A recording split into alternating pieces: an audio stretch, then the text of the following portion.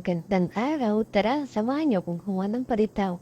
Napakadali lang itong gawin at talaga namang nakakataka. Kailangan ng 1/4 cup of sugar, 1/4 cup of sesame seed, then haluin lang natin ito ng mabuti.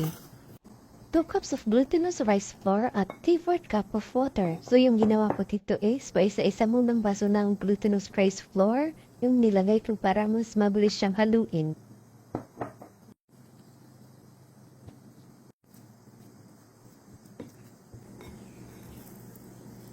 So, imasa na natin ito para makabuo tayo ng dough. Yung ganitong consistency yung hinahanap natin at hindi na siya dumidikit sa bowl. Kukurot lang tayo ng konti sa ating dough. And then, pipilugin natin sa ating mga palad. And then, ipa-flatten natin.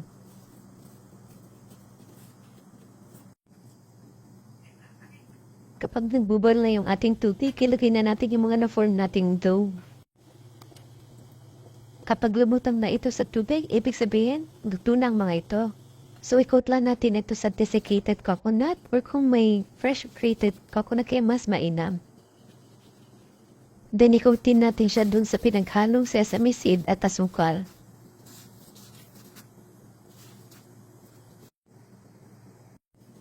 Tapos na mga mi. Ano pang hinihintay nyo?